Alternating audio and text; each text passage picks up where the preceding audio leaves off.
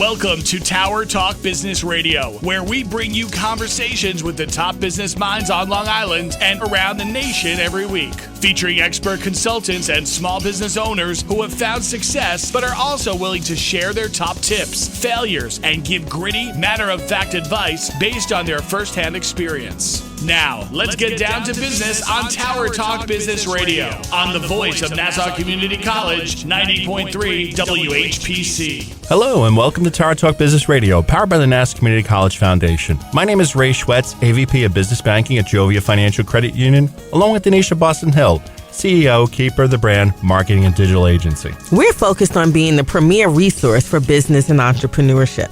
We bring you weekly business advice, tips, tools, and services that help you grow your business. Plus, we interview some of the top business leaders in the industry. Yep, and today's good because, we're going to be getting some advice and empowerment that's going to help us sleep well at night. And I mean that literally and as a pun. Helping provide us with business empowerment today is Eugene Alletto. He's the CEO of Bedgear, a top quality performance bedding company that's headquartered right here in Nassau County with their patented products available everywhere in the U.S. and outside of the country. So welcome to the show, Eugene. Nice to be with you. Tell us a little bit about yourself and your background and how you got started in performance sleep area. I'm trying to think of what to call He's it. He's still sleeping, Eugene. I hear you.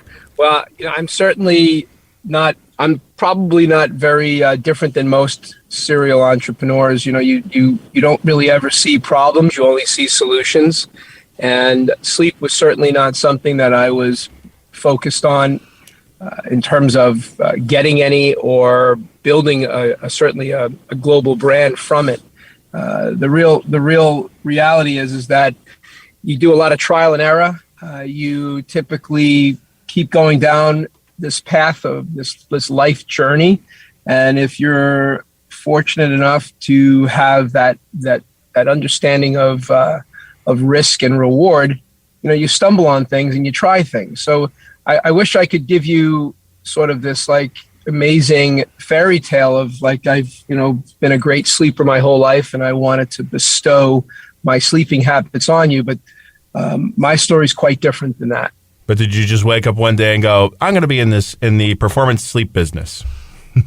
Yeah, so that's exactly what happened. Everybody wakes up and has this epiphany that you want to go and start a sleep company. But no, the reality is that my journey really was just trial and error. So the way this particular company came to fruition was that I was in home furnishings, which is furniture.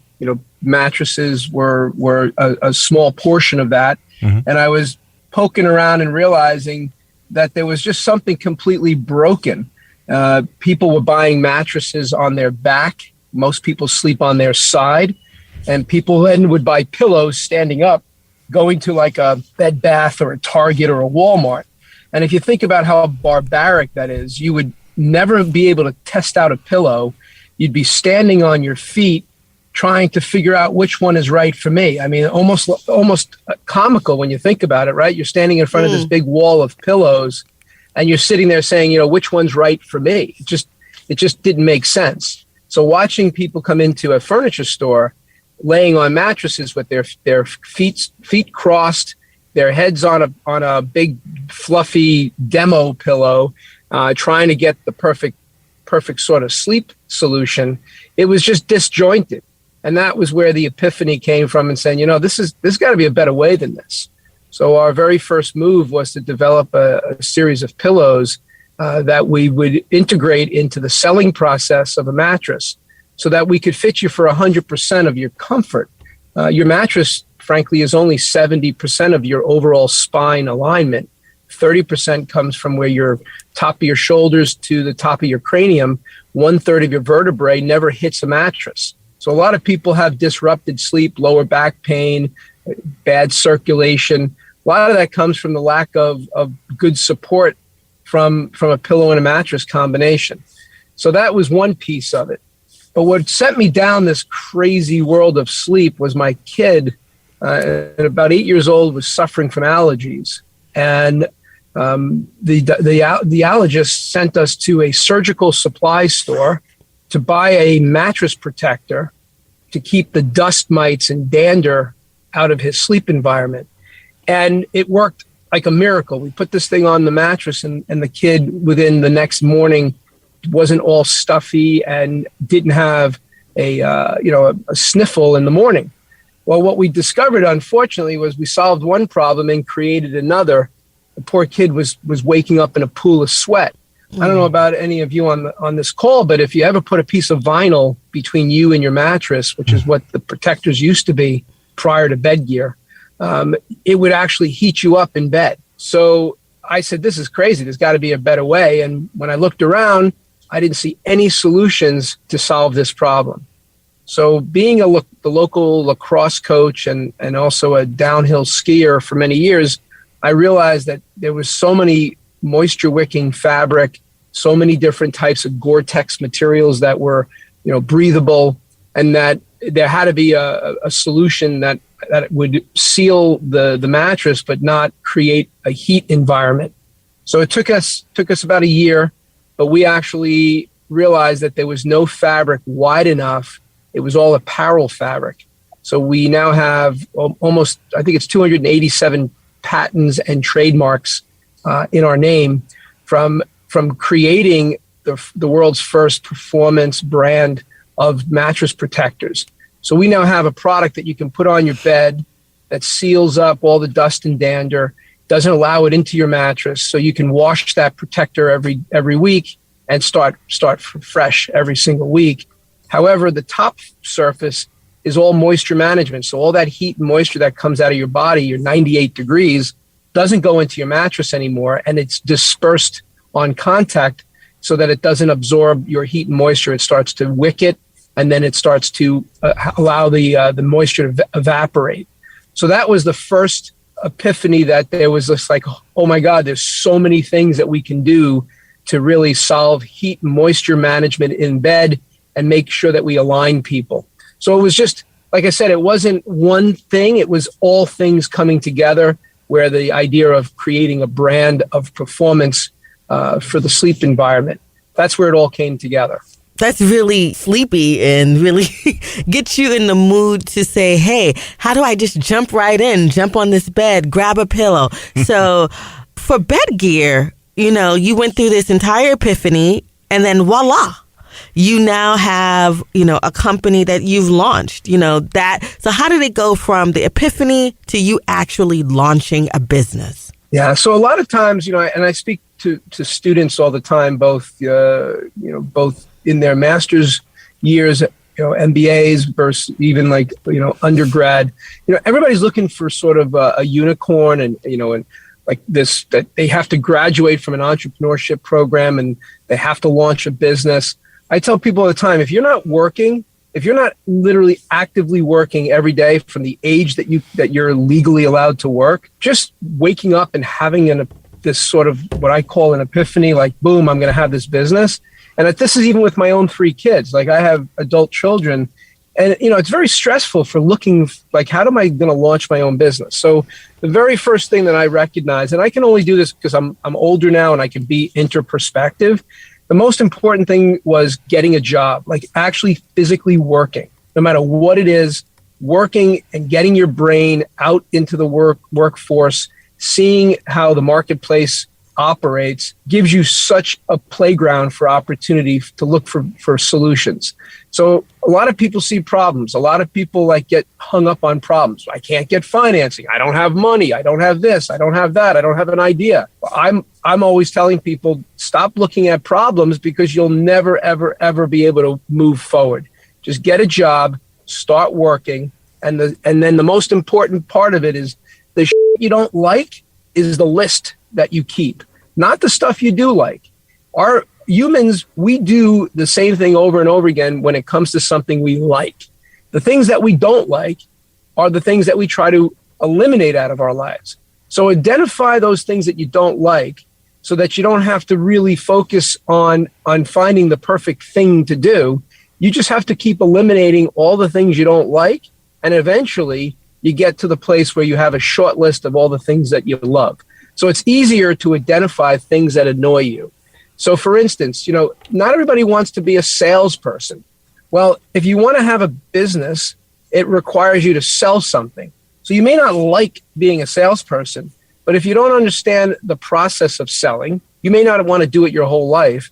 But the ability to go out and present yourself and your idea is going to be a really important part and feature if it's a product that requires you to sell it to somebody, even if it's to your first opportunity hire, right? So the other piece that I tell people all the time is you got to have a crazy idea.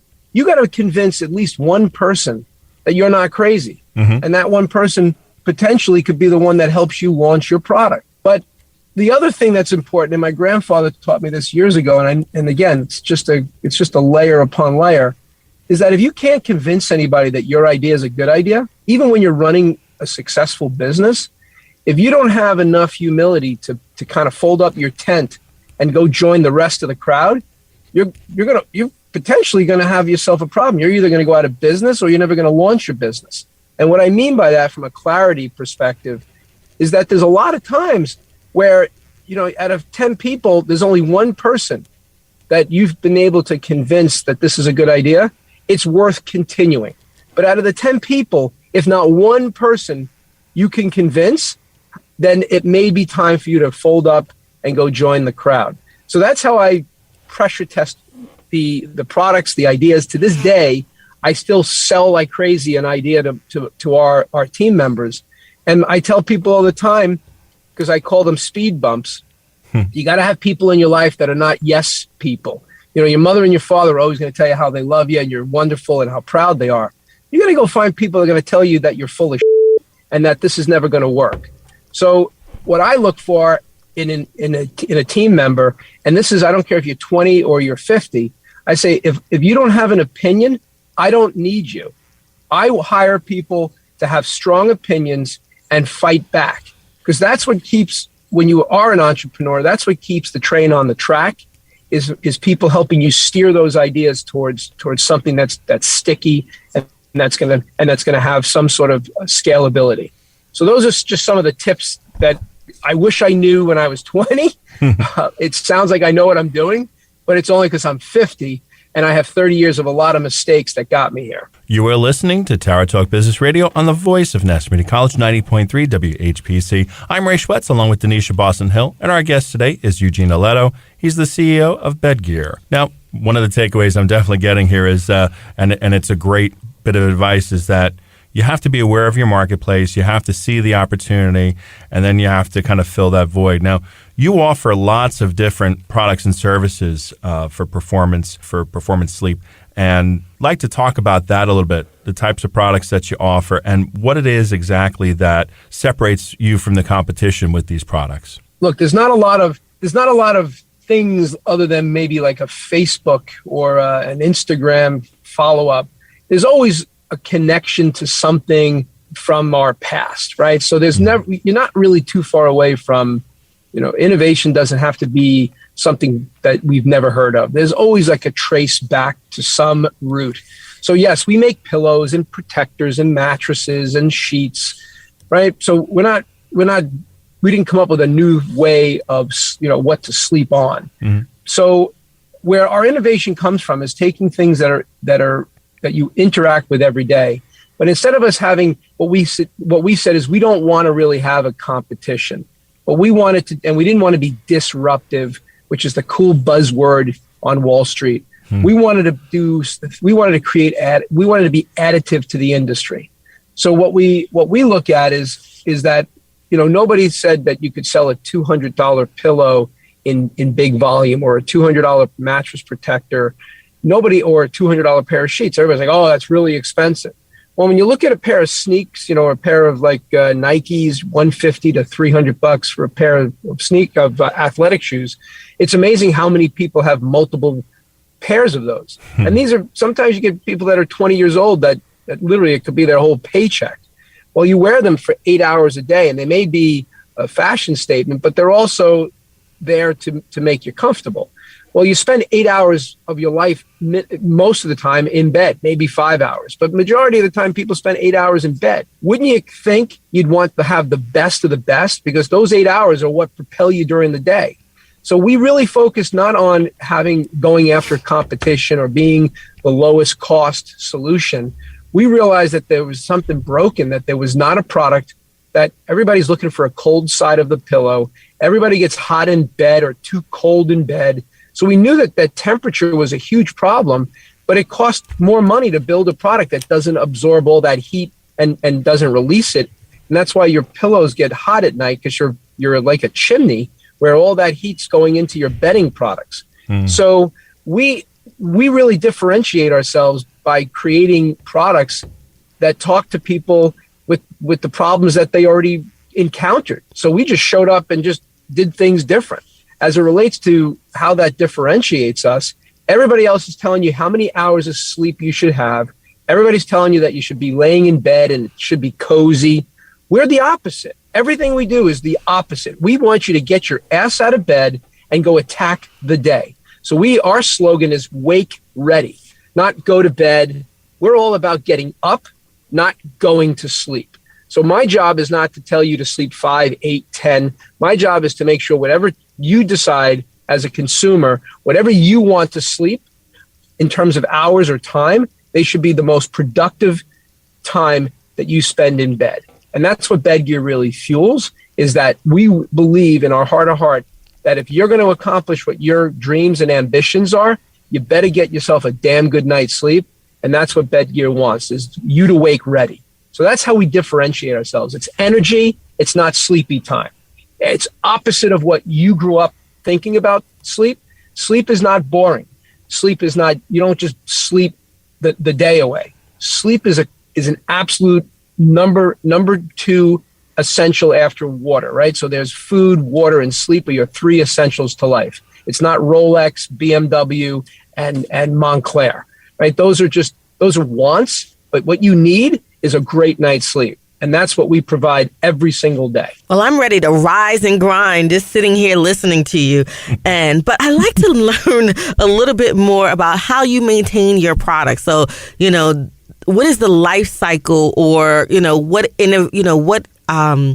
how do you and your team come together for innovation and vision to push forward? A lot of people were in the pandemic and they spent a lot of time in the bed, but they also had a hard time getting up and rising. So talk to me a little bit about that. Yeah, well, there's no shortage of some mental health issues from the pandemic for certain. And it's really sad to see that. And frankly, what we say is you got to be checked in, not checked out. If you spend too much time in bed or too much time at home, you're checked out. And if you're checked out, that's not a healthy place to be. So I always tell people, you got to get out. You got to get that vitamin D. You got to be outside. You got to be moving around. Well, we say the same thing to our team members. If you want to maintain a business, you probably could work from home 7 days a week. You can maintain anything. If you want to build something, if you want to create something, you got to get your ass out of bed, out of the house, and go interact with people. It doesn't mean you have to be an extrovert. You can still be an introvert, but you have to find a way to interact with human beings. If you're going to have a consumer product like Bedgear, the only way you can innovate to the future is you can't be a ghost of the past. And so you got to get your ass out of bed. You got to find a way to get out of that house and just start. People constantly say, oh, we want to work from home. We're going to not come into the office. We want to work from, wherever. We want to move to Florida and Zoom in. You can only do that for a certain period of time until you realize we have no really good marketing. We don't really have a lot of great new product. How am I going to get you excited about an incredible cooling fabric or a breathable material when you can't feel it? How am I going to do that? How am I going to add value from an innovation perspective? So, I do think there's opportunities for blended, strategies where you work from home at times. But when you're actually creating something, the human interaction and the feeding off of each other is super important. And the other thing, I don't know the depth of your audience, but if you have any students listening or those that are looking to pivot in their career, how am I going to know how good you really are if all I do is see and hear you from a video chat? I need to understand the depth and how I interact with you, because that you have a tendency from a human nature perspective. You promote and you grow and you coach people that you have more of a deeper understanding with. And if I have 4 people at the office and 8 people, zooming in, and if those 8 people are the ones that are always zooming, those 4 people, even if they're not as good as you, are going to have a better opportunity because people know who they are. So this is a really interesting time for innovation. I think there's a lot of things that were stale in normal, like old school companies. But companies like us, where we have people that are building a business, we're very engaged, and we're seeing some really cool innovation because we're taking time together, and we're really understanding sort of how to create, these micro moments to create products and marketing ideas. You are listening to Tower Talk Business Radio. Our guest today is Eugene Alletto, CEO of Bedgear. My name is Donyshia Boston-Hill, along with Ray Schwetz, on the voice of Nassau Community College, 90.3 WHPC. Eugene, you touched on your team. I'd like to talk with you about the company Bedgear. You have a wonderful reputation. Tell us about your company culture and your team. Yes, we are the land of the misfit toys. We have that on our wall. If you are kooky or looking to change the world and have a really strong opinion and you have a high level of humility, you would love working with us. Our team is so dynamic, so diverse. Our industry is made up of mostly white men from the South. That's where the furniture business came from. I don't know how this happened, but we are 62% female. We have 43 now or 44 countries represented in our workforce between South Carolina and here in Long Island, New York. It is the coolest group of people you ever walked into. When you come to lunch and we do these things where we bring bring a dish from your heritage. Like, we celebrate the uniqueness, not because we want to be politically correct. This is the way it's been for the last almost 10 years that we started the business. The beauty of growing up in a diverse community. I grew up in Hempstead. We just don't really understand why you have to force people to get along. I think if you have a common goal and you're all working towards that, it just creates this amazing moment where everybody just pulls together, even during adversarial times, or, we're in war times today, or prior to that, we were fighting off a pandemic. I mean, we just rally as a group.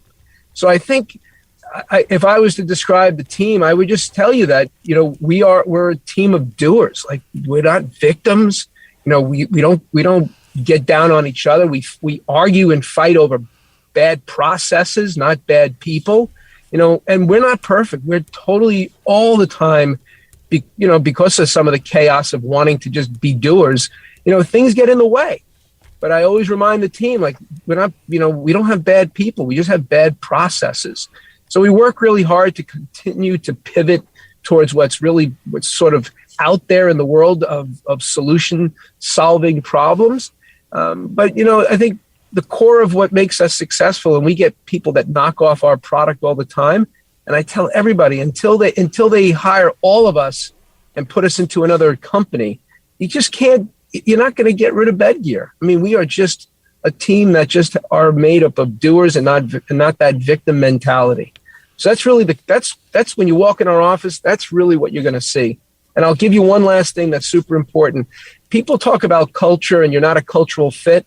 That is such a cop-out when you go to an interview and someone just calls you back and says, we're going to pass on, you're not a cultural fit.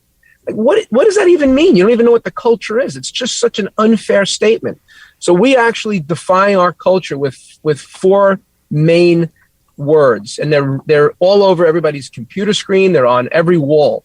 And every time you get interviewed in our company, regardless of who's interviewing you, they're going to mention these words, and they're going to define them for you so that you're not coming in the office without understanding what are the core principles to who we are as a team and what tethers us together.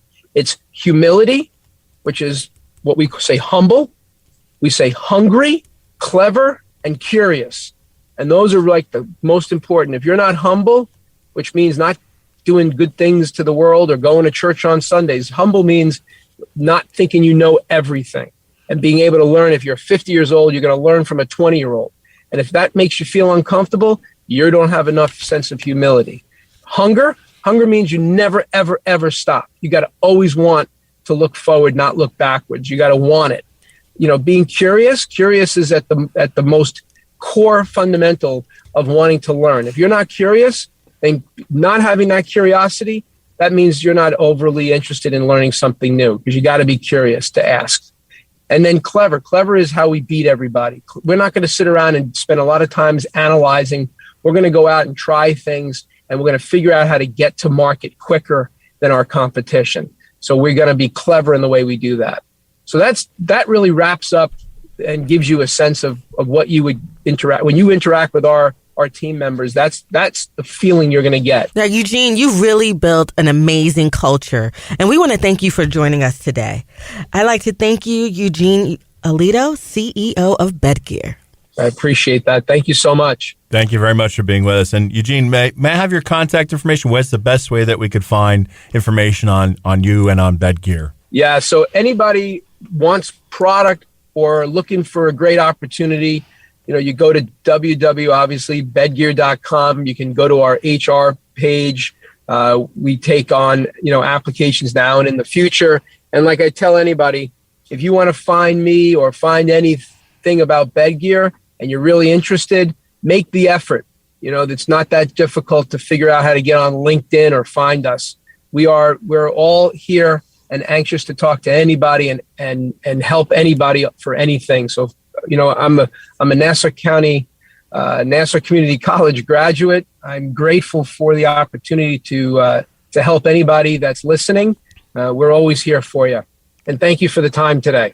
Thank you, Eugene. Glad to have you on the show. I'd like to leave you with DB's philosophy. The pain you feel today will be the strength you feel tomorrow. We want to thank you for being with us. My name is Ray Schwetz, along with Donyshia Boston-Hill, your co-host and producers. This is an NCC Foundation production. Visit nccradio.org for more information. We're available on Odyssey, TuneIn, iHeartRadio, and as a podcast on iTunes, Android Podcast, and Spreaker. This has been Tower Talk Business Radio, powered by the Nassau Community College Foundation on the voice of Nassau Community College, 90.3 WHPC.